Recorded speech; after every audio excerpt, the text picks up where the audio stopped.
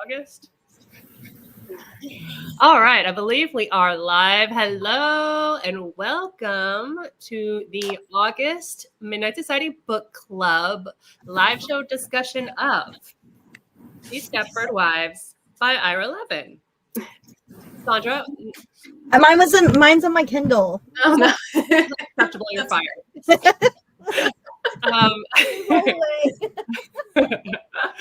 This is what happens on BookTube. You have to hold up the book, Sandra. Oh my god. Calendar, I'm sorry. No, anyway, no, you're fine. So we read the Stepford Wives this month, and I'm so excited to talk to y'all about it. I'm going to introduce my co-hosts here quickly. It's on my phone. Give it up. I have to say, we are gathered here today to submit for the approval of the Midnight Society, the Stepford Wives. Now, that's important because our votes are going to determine whether or not this is accepted or denied into the Midnight Society, and it's a big deal. I don't know if you guys know this, but that's a very big deal. Mm-hmm. I'm joined here today by my IRL bestie, Sandra. That's over here, or Sandy. Okay, let me put this down so they can see your name. Sandy P. And then down below, we have Megan. And she is a booktuber. I'm going to let you guys both introduce yourselves a little bit. But while they are doing that, y'all, if you're watching live, let us know in the comments if you read this or not. I am going to say that, like, we're not going to have a non-spoiler section for this one necessarily, because this is such like a modern classic. And I feel like the Stepford Wives, like, you say it and you kind of already know the twist, or I assume people do.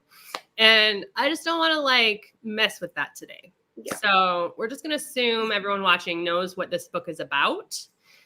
I mean, not so much. We're still going to tell you what it's about, but we might spoil you. So yeah, be prepared. So Sandra, do you want to go first? Just tell us a little bit about yourself. Sure. My name is Sandra. 5-star book you read. Oh, okay. Well, okay. Thank you. My name is Sandra. As Elizabeth said, I'm her in real life bestie.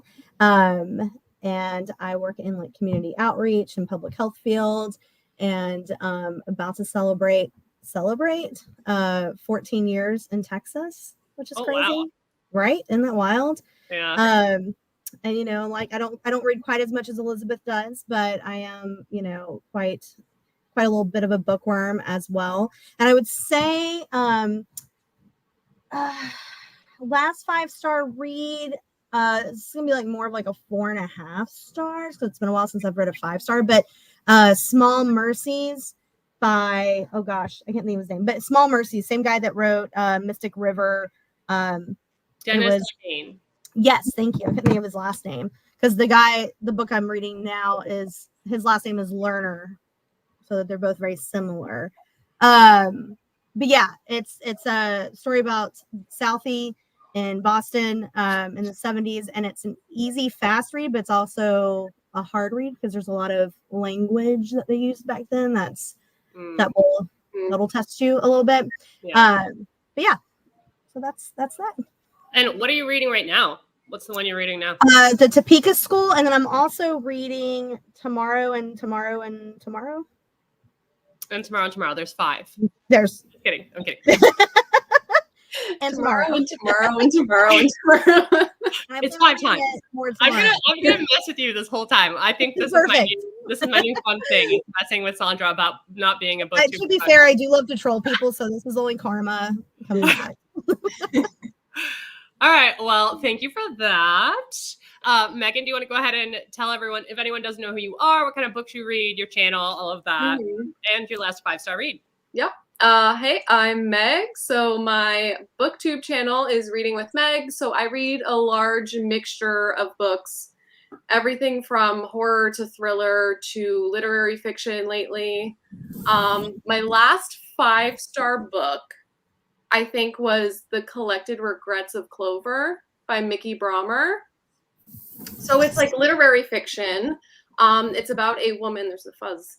It's about a woman who is a death doula, and so you're following this woman. She's like in her 30s, and she's spending her last or people's last moments, with her, like comforting them.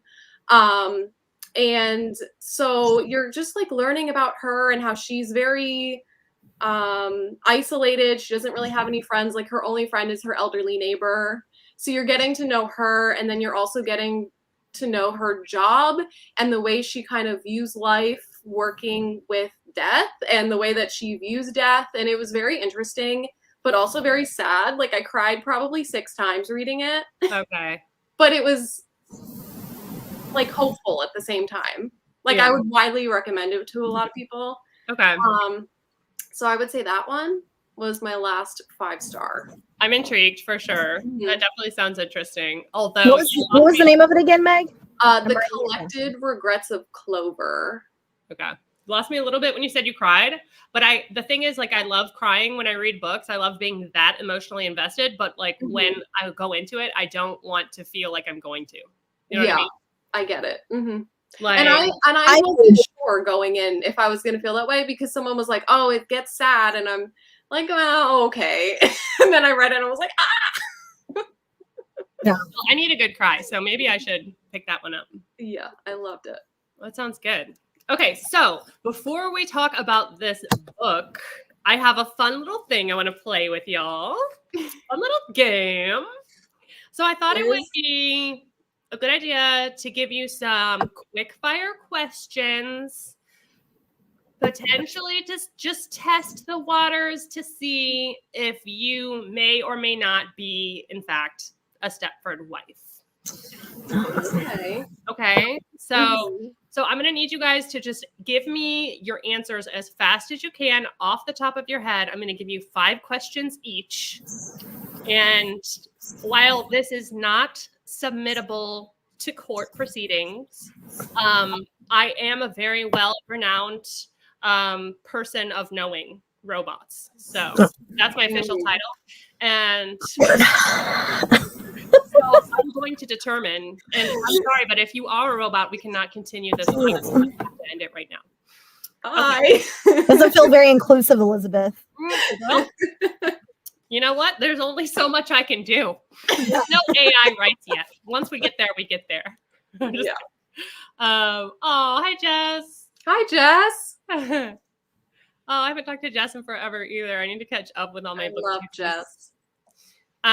Okay. So I'm going to give you one at a time. You have different questions. Okay. Sandra, I'm going to start with you. Oh, good. I love that for me. Oh, this is so much fun. Okay. It's like my torture zone. My bestie. This is where Elizabeth and I differ as friends. She loves surprises in games, and I don't. Yeah. She hates games. She hates games. I'm kind of torturing her right now, and I feel a little bit guilty, but mostly not. Okay. Sandra, what is your go-to response when somebody compliments your perfectly manicured lawn? Go. I would never have a perfectly manicured lawn. Okay. Megan, this one's yours. Have you ever accidentally called your partner by the name of your favorite kitchen appliance? Go. No. Okay, you passed. You passed. All right, Sandra, quick fire, don't forget. Okay. I need to know if you know the answer to this question. Okay. For multiple reasons. Okay. Sandra, how do you remove blood stains from carpet? Go. Bleach is not a right answer, but I have to go with bleach first. But I know that's not right. Okay, yes. That's the wrong answer. So, but you actually passed because that was a test to see if, not just if you're a Stepford wife, but if you also are a female serial killer. And you're not. So you pass. All right, Meg. On a scale of 1 to 10, how much do you enjoy dusting? On a scale of 1 to 10, 0. 0. Okay. I'll accept that answer. All right, Sandra, number 3. what is your opinion on the color beige? Ew. No. Okay. No. Good. That's good. All right, Meg, quick. Tell me a joke about a vacuum cleaner. They suck. You actually kind of failed that because that was a trick question. I didn't expect you to have an answer, but you got it. So You know who would have an Slightly answer? weary. AI. slightly weary about you now. All right, Sandra, number 4. If you could have any superpower, would it be the ability to make a perfect casserole or to never burn a pie crust? Go. Oh, never burn a pie crust. Oh, that was the wrong answer. You were supposed to say neither. Again, that was a trick question. Okay. I like cooking. Oh, suspect. Okay, number 5. Meg, in your own words, how would you describe the word archaic? Archaic? Yes. I don't even know what that means, if I'm being honest. Oh, No, Meg, she's a robot. Meg. You got 3 out of 5, so you passed, but just barely. That was actually discussed in the book. Did you actually read the book, Meg? Yeah, I don't look up words that I don't know. That was like just me being kind of a dick, so I apologize about that. All right, Sandra, last one. Do you ever feel like you're living in a perfectly scripted sitcom? Oh, yes. And a perfectly scripted. My life is a pretty good sitcom at times. You have to admit. It is, but you're right. I think. Yeah, that was a trick question, but you tricked yourself because. Yeah, I let's be did. real. I did. You're right. I did. Yeah. Because you were supposed to say no because nothing's perfect because life is, fleeting and we don't have the answer. No, I meant more of along the lines of studio audience would be laughing a lot. Yeah. You know what? Yeah. I'll give you the point for that. I'll give you the point for that one. Thank you. All right. So, like I said, this is not it's not viable in court, but I will say you both have my vote of confidence that you are in fact real live women. So Thank you. Oof, that was close, Meg. That was close. It was close. It got a little hairy for a Notice second. how it was a surprise because we didn't have time to think of our own questions to ask Elizabeth. Yeah. That's why I am in control. A robot or not. If anyone is suspect, Yeah. we know who. The one that has all the questions. Yeah. I almost asked you, like, how much do you enjoy cleaning? And I was like, because I really like cleaning. So it's like, I can't ask you that. I don't Is like Adderall involved or not? Because No, that doesn't count. Terrible. Although I do enjoy vacuuming. It's very gratifying. Oh, toothpaste. I don't remember what that was in reference to. I'm sorry. Okay, y'all. So let's talk about the book.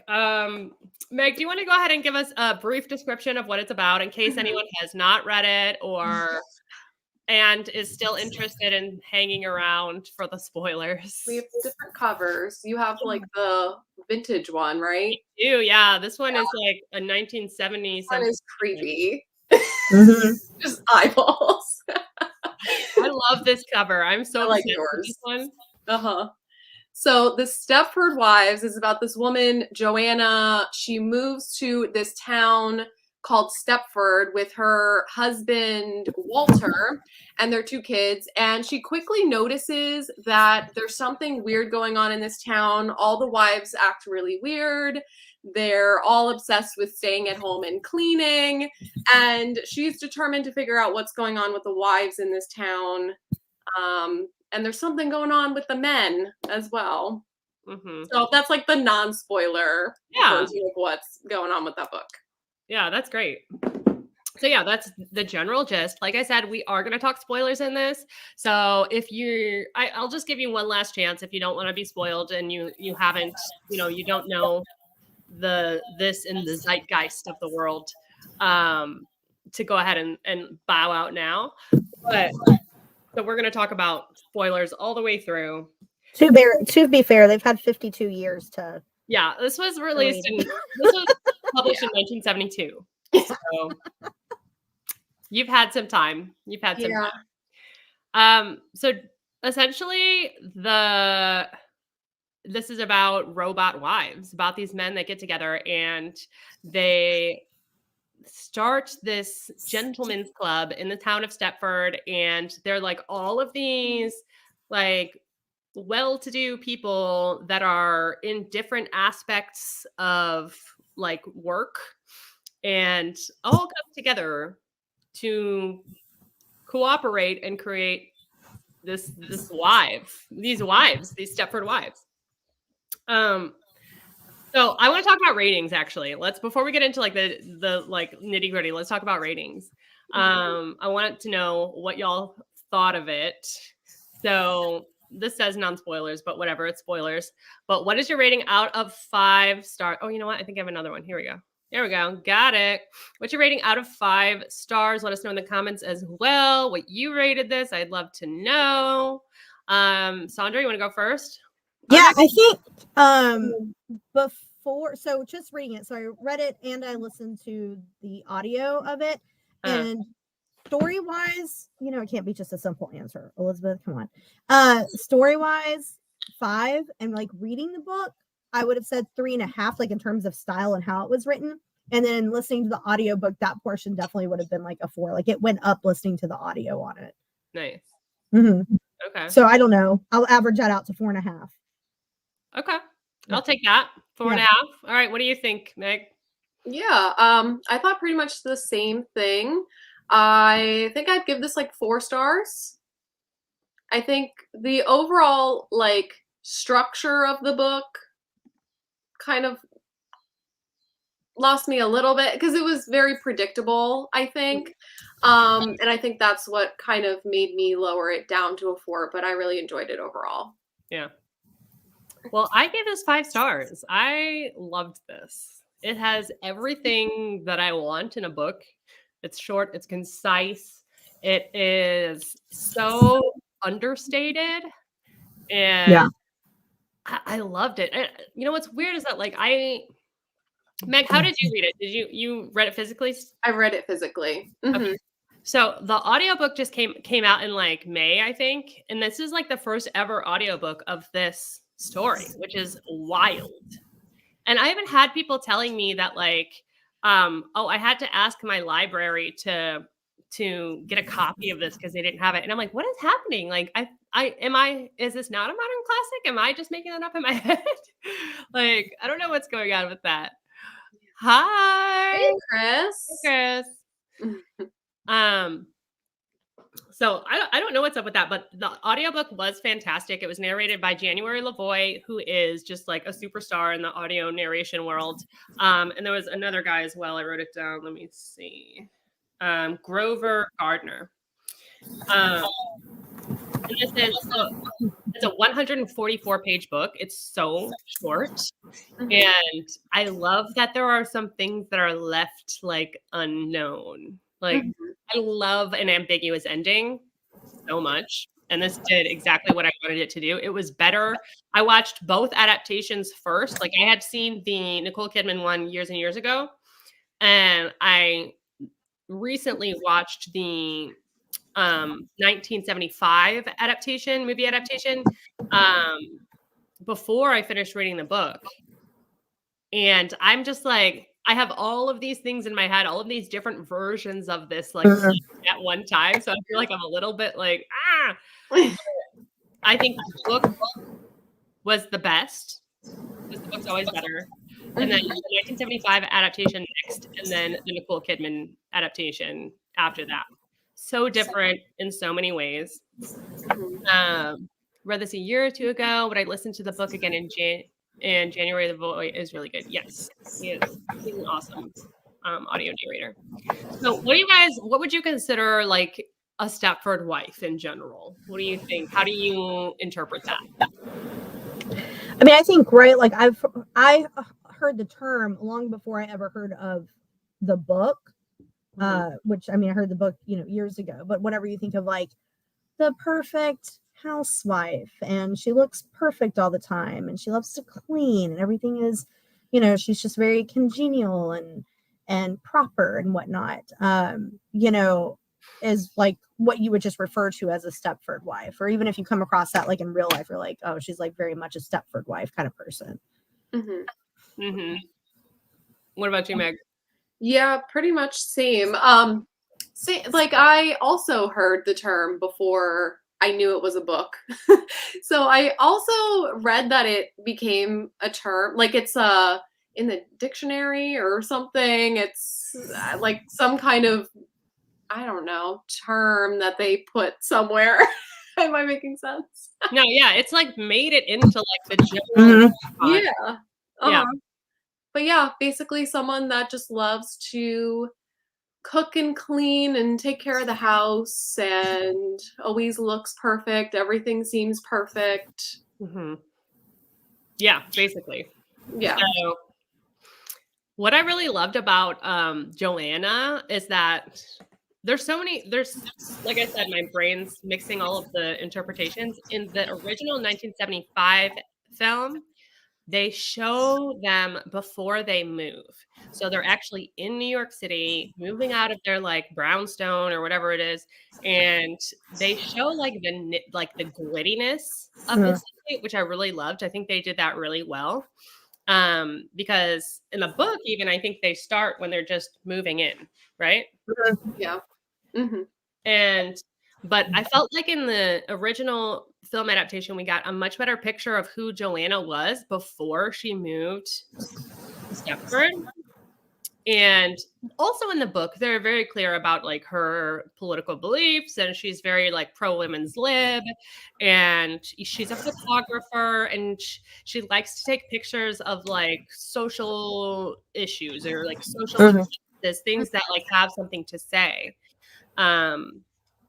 And I really loved her as a character.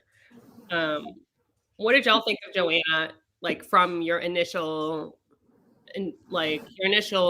idea of her? I really liked her as well.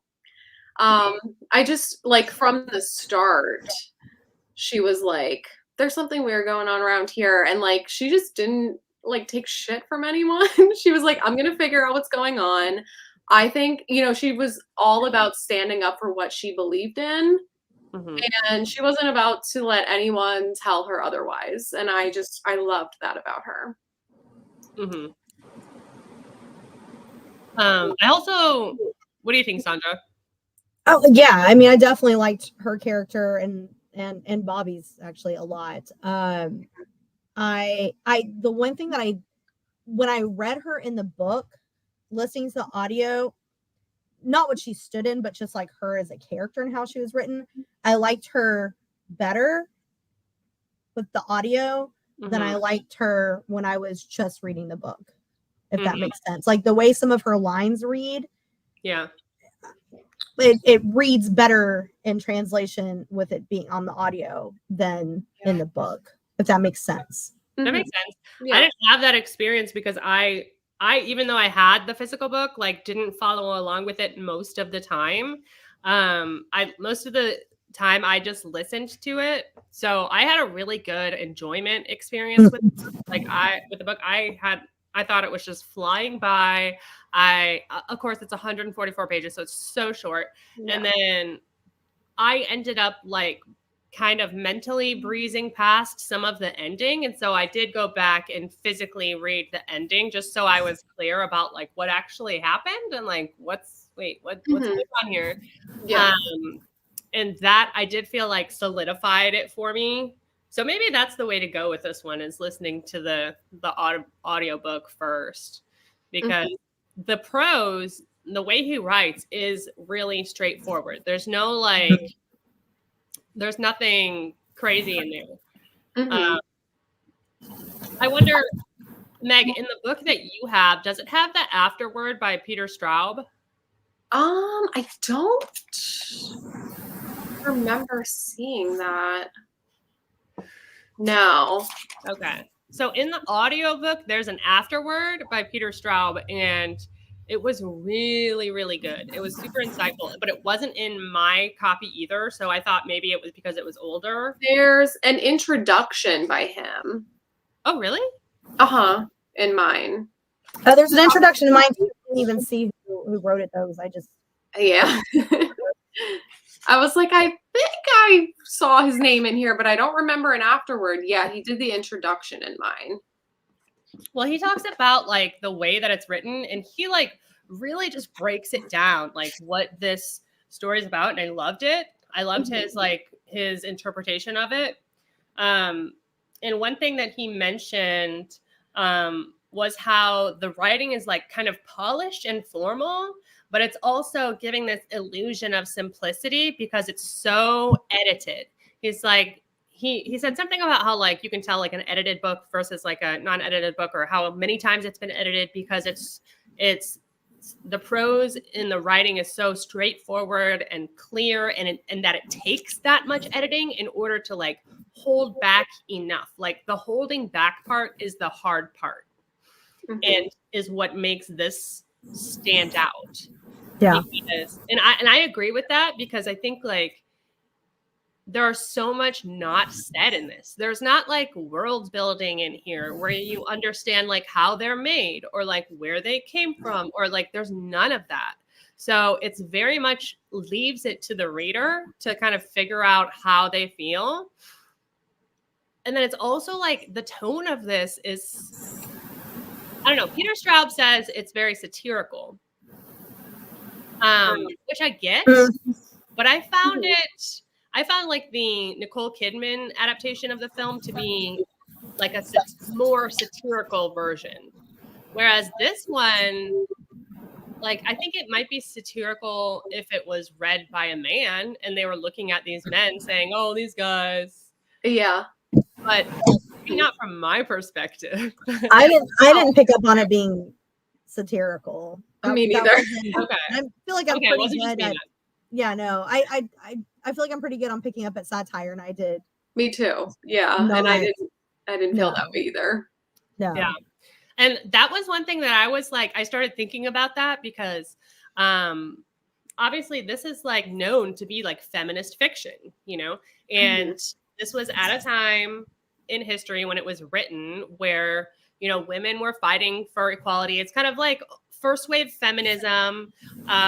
Women were trying to get, you know, equal pay, equal rights, and well, we still are, unfortunately. But that was a big theme in here of like gender equality, and I thought it was really, really well done. Where was I going with this? Your brother-in-law's on. I have two different points that I'm trying to direct to. First of all, do you think if this was written, do you think the fact that this is written by a man, like, first of all, Ira Levin gives me like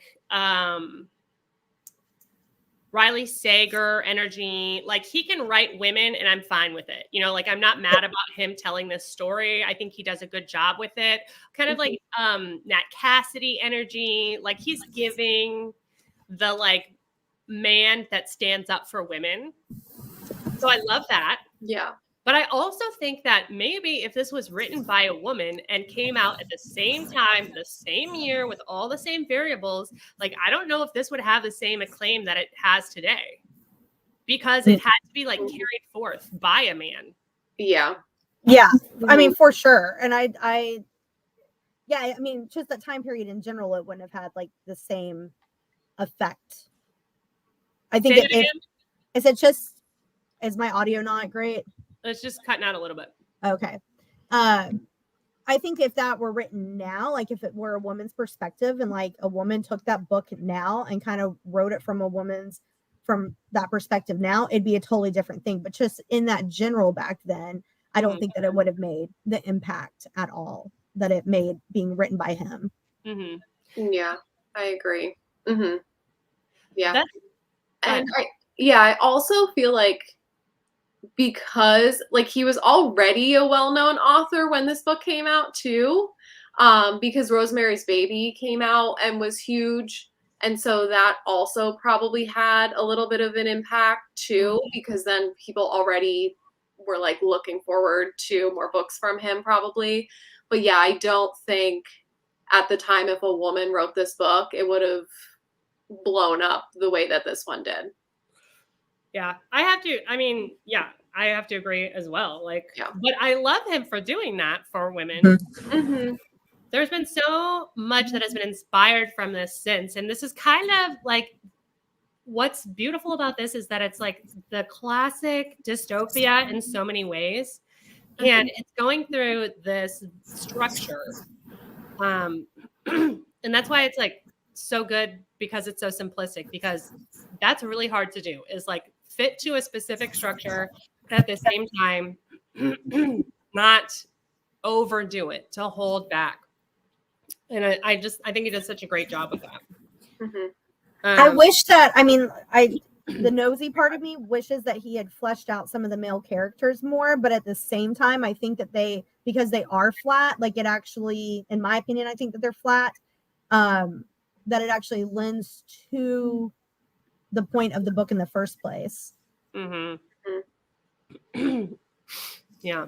It would have been dismissed as paranoid and ridiculous. That was exactly. I mean, I can think of some people that would say that it's paranoid and ridiculous if it came out now, if it were written by a woman. Yeah, exactly. Mm-hmm. Okay, let's talk about how like nothing is said.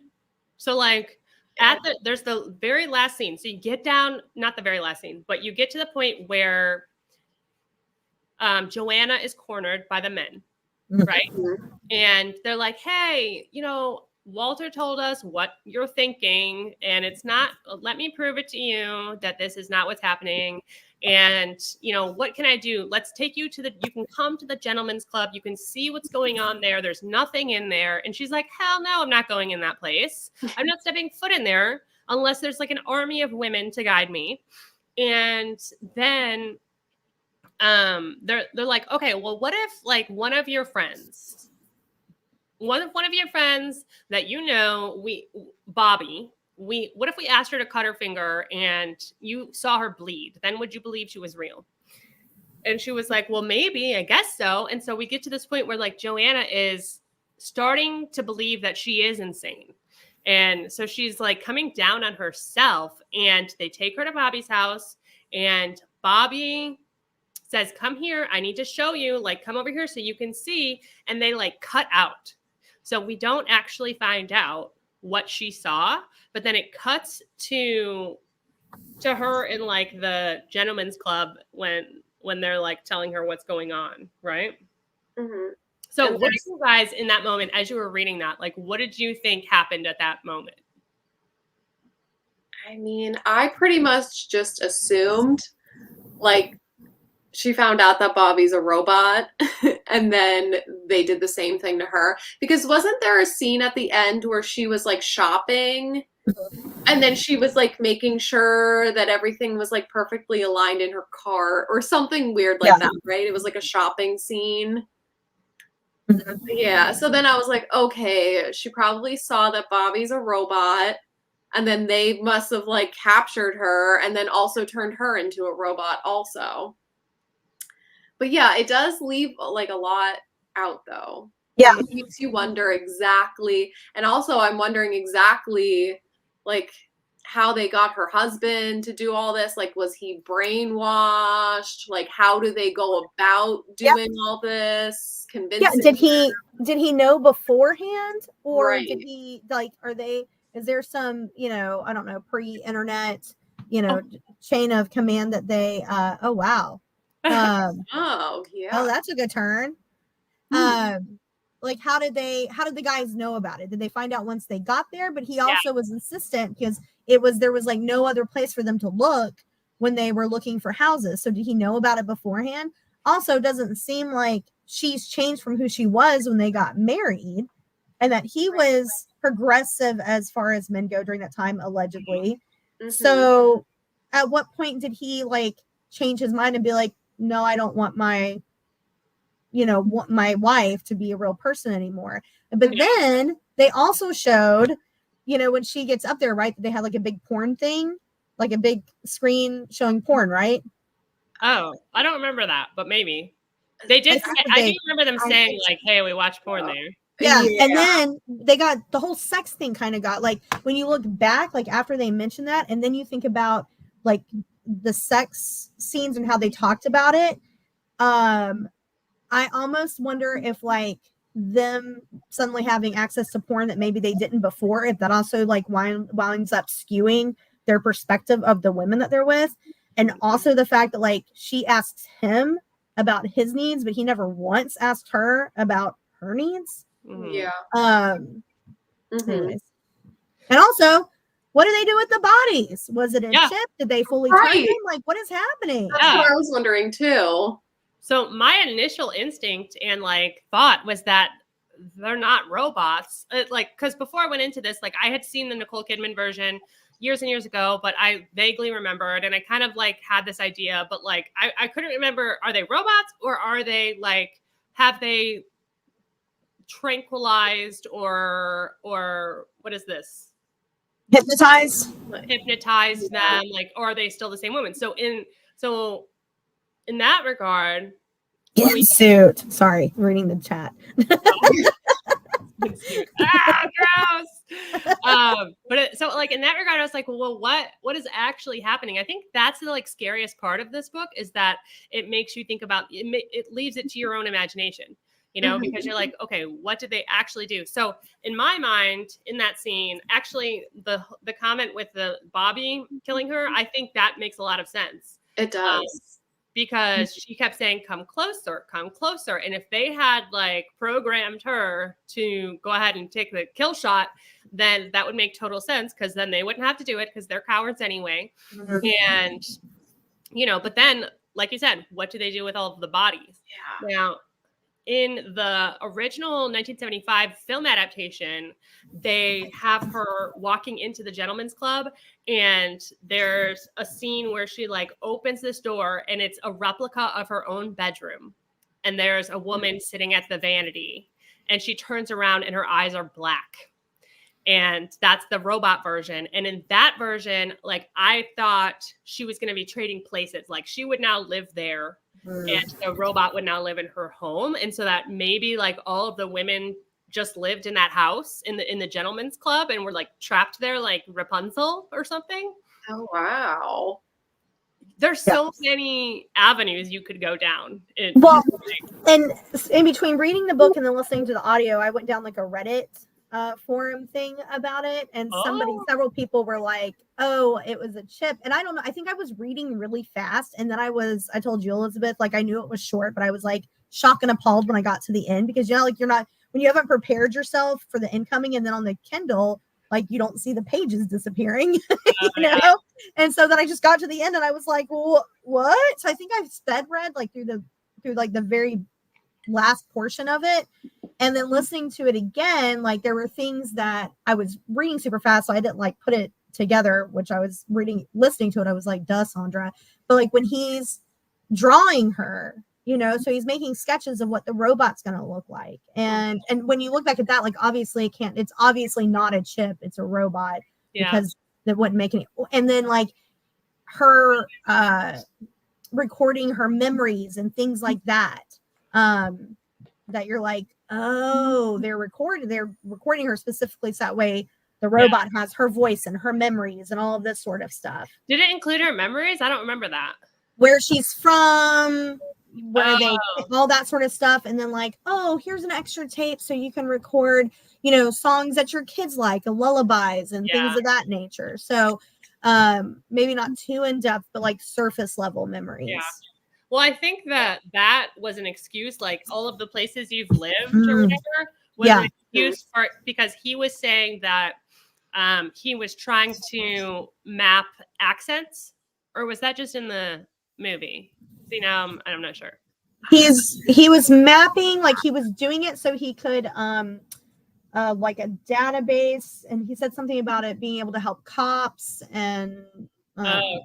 So in the adaptation, they say their excuse is that in the original adaptation, their excuse is that he has a thing for accents, and he's trying to get all of the information about where she's lived and have her say all of the words in that way so that he can eventually put it all in a database and know exactly where that person has lived or has been in their, whatever. But it serves the same purpose, is that they want their voice. Yeah, and so let's talk about Walter a little bit, because I did think Walter was very empathetic in the beginning. I was like, good for you, Walter. Like, I didn't get that vibe. You didn't? I got that vibe. No. I felt like he was saying it in a way that was like, what's the word? Like patronizing her, like 100%. Like, not to say he didn't believe all of it, or that he wasn't like supportive of it in general, at least a little bit. But I mean, there wasn't an ounce of me that was like, he's gonna go on a picket line with her in a couple months. That seems like exactly what he's gonna do. I don't know. I felt like he was. I definitely, like, I didn't get that vibe until after I finished. And I'm like, okay, well, if they're robots, then the women are dead. Then he must have known. Then he must have been, saying it. But at the very beginning, I was like, he seems like a good one. Like, he seems like a keeper. He's, but also, again, not to harp on the like film adaptations, but they play it off differently in every single one. They play it off differently. Yeah, I feel like the intention was to make him seem like a good guy in the beginning of the book. And, he seemed like he was like, okay, we're going to do this co-ed thing with the men's club. I'm going to bring some women in there. And then I'm like, wait, was he plotting this from the very beginning? Or did they brainwash him? Or did he move to this town on purpose? Like, was this all a scheme from the beginning? But I'm like, I didn't see it. Yeah. I didn't see that either.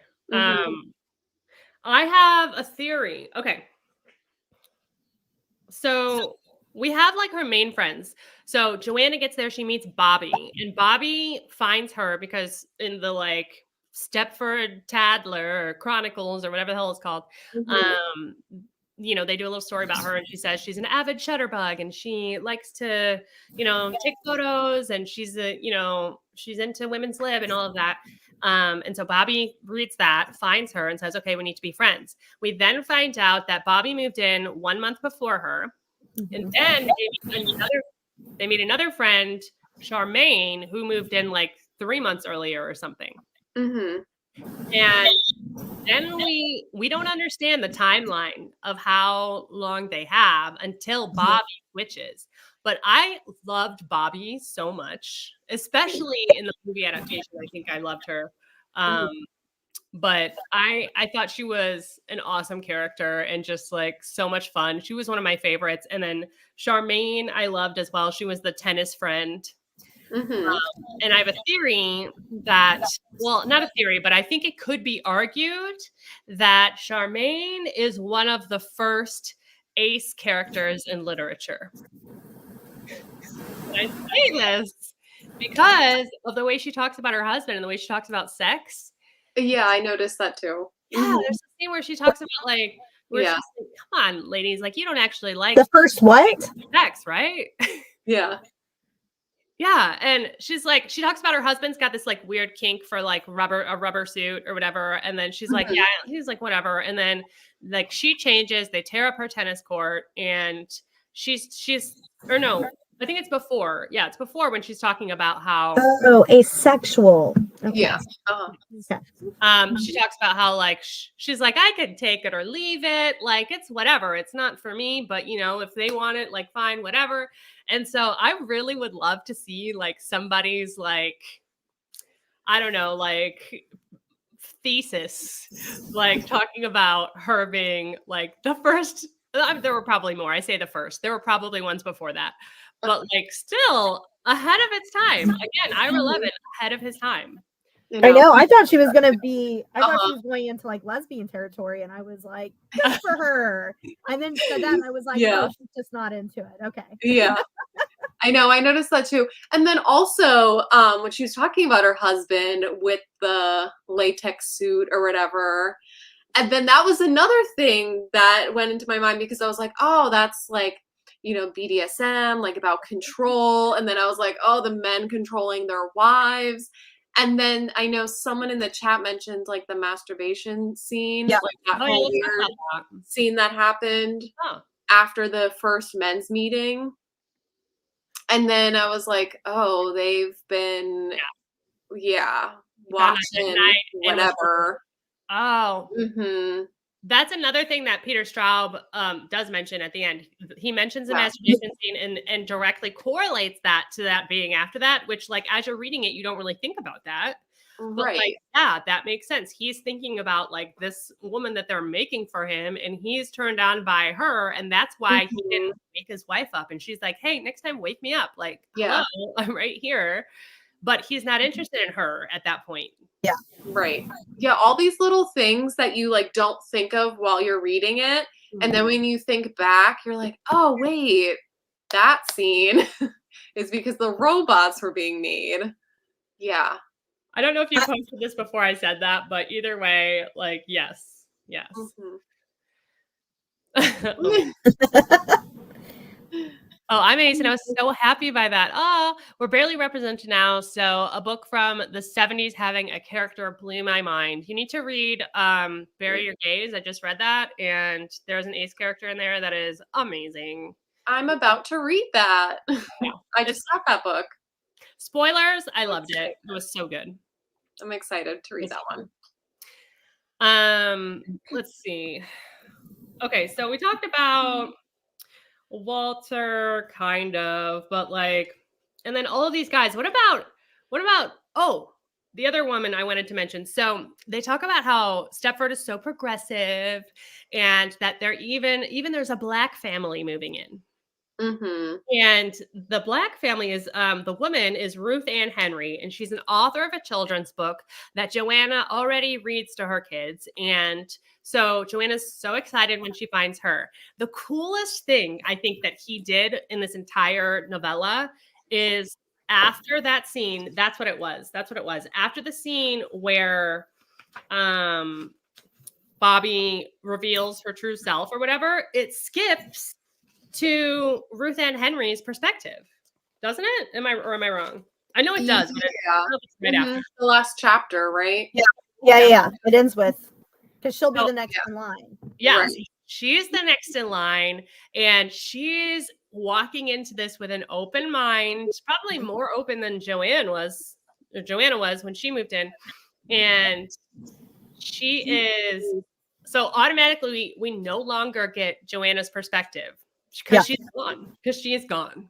And then we have Ruth Ann Henry's perspective, and she's just unsuspecting, and she's walking through the supermarket and saying hello, and Joanna's like, "Oh, I'm sorry, I didn't call you back," and she's noticing how Joanna's curves and like, like I didn't notice she was that shapely before, but now they kept talking about how they changed their figures, and I'm guessing this is like a thing of the times, like with like corsets or something. And like their girdles. Yeah, they all had bigger boobs and like they had girdles on. They said, mm-hmm. But did you guys notice too that I think it's really interesting that in that like last, right before Joanna gets like taken, but she's having her meltdown, like she's realizing everything, like fully coming into like has connected the dots, and she's talking to Walter, and she notices how he's gained weight. Like it's like this like quick little thing where she's like, oh, he's like put on weight as she's talking to him, and he's gotten like paunchy. And I think it's interesting to note that he's looking like that and he's aging, but then but he can't see it like for his own wife is like he's aging and that's fine, but she needs to look a certain way and she needs to still look buxom and curvy and all of that, while she's making note of his aging and his paunchiness and his weight gain as he's gotten older, and like those last moments before they take her off into La La Land. Mm-hmm. And this whole story is just over 4 months. Like that's it. Yeah. It's like roughly 4 months. Crazy. Mhm. And another thing with Walter too that I was wondering, like, he has a daughter. What is the plan for the future? Like, are they gonna do that? Like, is he gonna do this to his daughter? Like, is someone else going to do this to the daughter? Like, what is the plan for the children? That's a good question. That's scary. Yeah, very sinister. Mm-hmm. Yeah. It's really Yeah. And then, and like, at what point did they just stop liking their wives? Like, you're not, like, you don't like them. You know what I mean? Like, Mhm. if you did, you wouldn't want to take their, not only just their humanity and try to get them to, like, you know, dress nicer or whatever, but like, at what point did you look at this woman and decide you don't like her anymore? This person that you married? Because they don't. I mean, like, if you did, you wouldn't, you know? Yeah. Well, I don't know though. That's the thing, because I think one thing that this does really well is in respect to like patriarchy and stuff, where and Walter as a character in particular is that it's talking about how, like, if you go in thinking that he's just a normal guy, if not more progressive than the normal guy, then you know it's saying more than that. It's saying that, like, okay, if this guy is going to get turned, you know, then what hope is there for anyone else? And not only that, but like just how malevolent that is when it's like the guy who is a little bit more progressive, a little bit more liberal. He's the one who we need.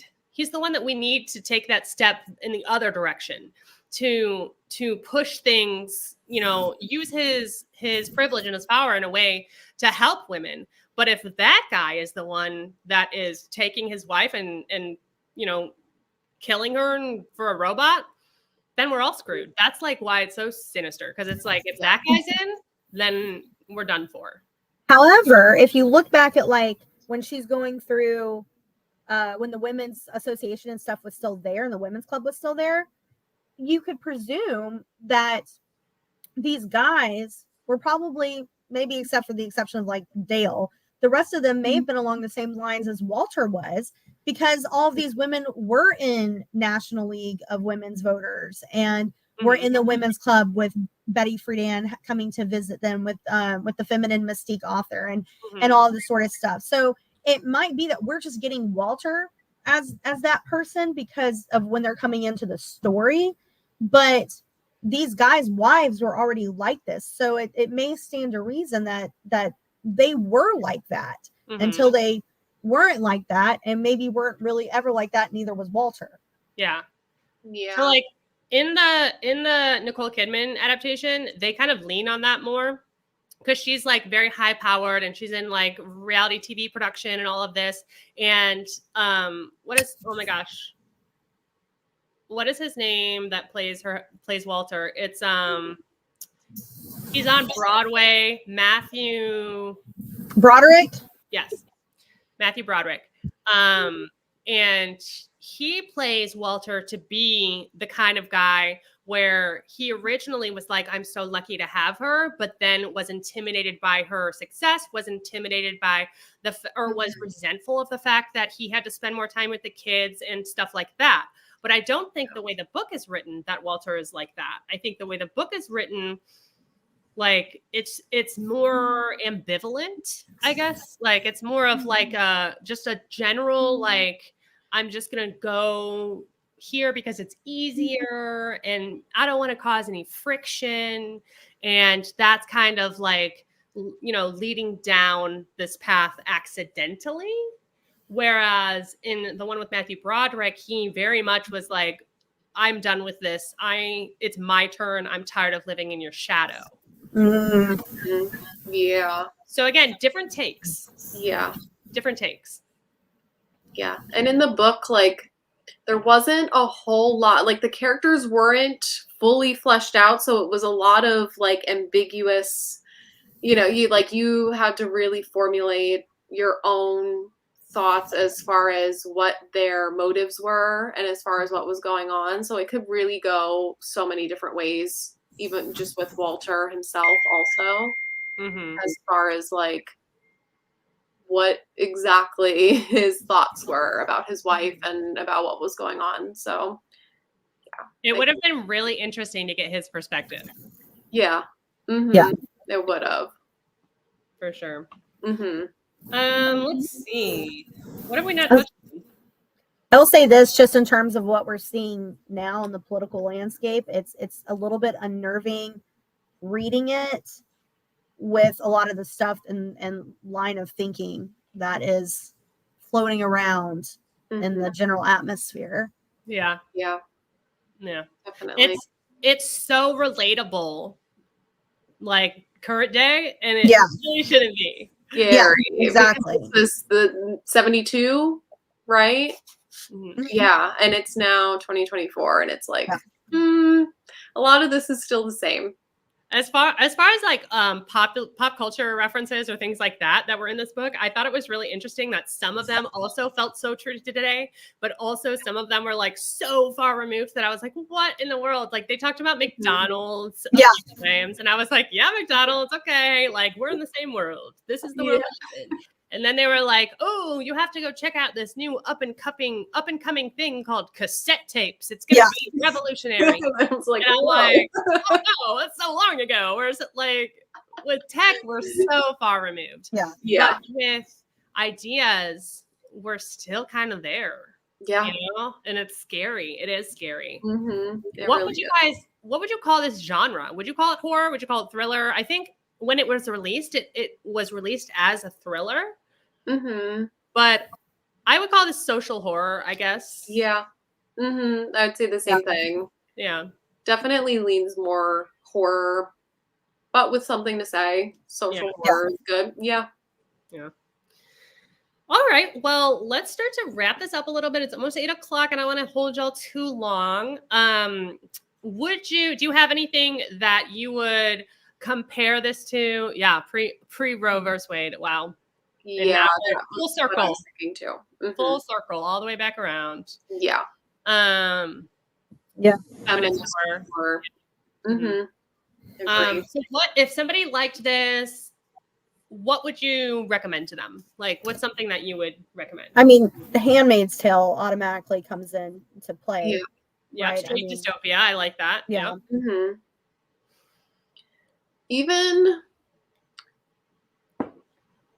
Even Rosemary's Baby too, not the same I wouldn't say social horror or feminist horror, but just the same vibe, I guess, where you have the woman in the apartment, she's like, something's going on here, no one is believing her. It's kind of a similar setup. So I think if you just like the setup or the story, you would also like that one. Yeah. I saw, as far as like movies, a lot of things online were saying, what the heck is the name of it? Don't Worry, Darling. Yes. I haven't seen it though. I think I watched the first like 15 minutes, and it was like last year when I had surgery, and then I turned it off, and then I never finished watching it. Oh yeah. Don't Worry, Darling was really good. And yeah, that's a really good recommendation. I will watch that then. I have to watch all these movies now. Yeah. Also Pleasantville. Yeah. 100%. Right. That's kind of like a comfort read or comfort watch for me, I guess. Mm-hmm. I love Pleasantville. I've probably seen it. I mean, not a ridiculous amount of time, but probably 10 times, which is a lot. Yeah. The Eyes Are the Best Part. I haven't read that one yet, but I really want to. Mm-hmm. I need to read that. I just got that one.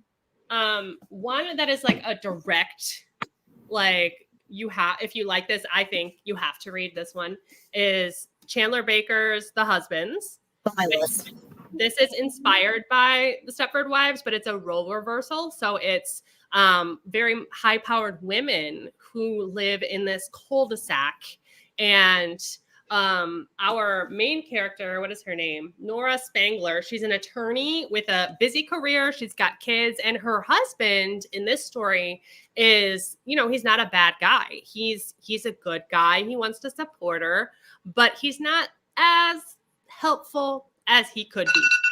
If the roles were reversed and he was the one in the career, like she would be helping a lot more. Let's just say that. So they get into this like little cul-de-sac of like wealthy women, and it goes from there. Another one that I would recommend, well, this is a tough recommend, to be honest, because this one really kind of ruined me. But if you haven't read it yet, it's the Southern Book Club's Guide for Slaying Vampires. And this is obviously a vampire book, but you have that same kind of like gaslighting.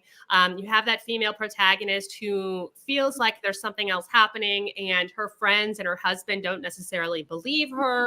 And so she's trying to prove what's actually happening. So as far as that goes, this is kind of along the same lines.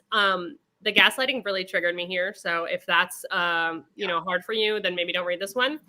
But I feel like if I were to have read this today, I would have liked it better than I did when I originally read it, because I just was not ready for this when I first read this. I loved that book, but I do remember you reading it and not liking it. I think we read it at the same time. I think I gave it like 2 stars originally. Yeah. And now, like, posthumously, that's not the right word.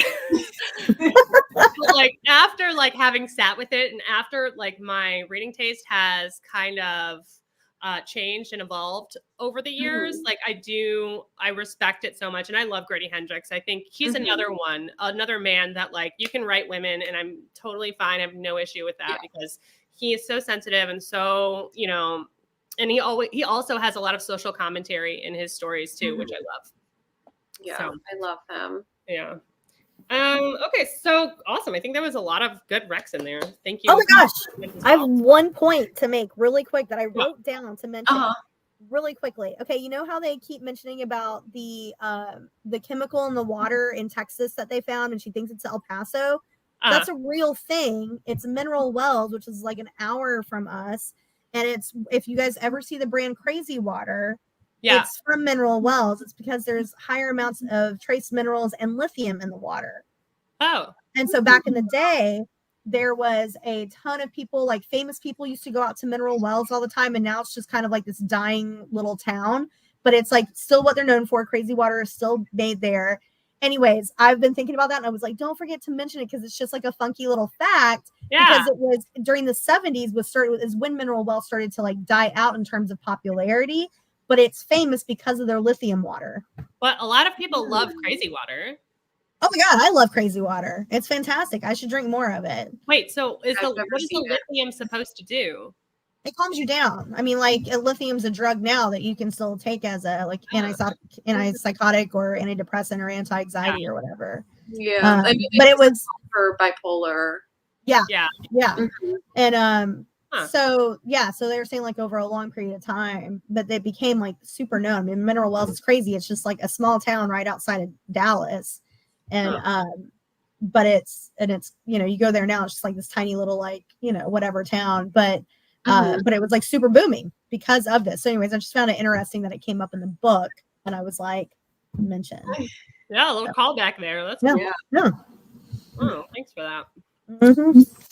Cool. All right. Well, let's go ahead and wrap this up. Meg, do you have anything coming up that you want to let anyone know about? Also, y'all, both of their information is in the description down below. Go check them out if you don't already follow Meg. Sandra's Instagram is on there. She doesn't do book content, but she's a cool person. Feel free to follow me, guys. I don't like to follow, Meg, do you have anything what you're working on that you want to shout out before we go?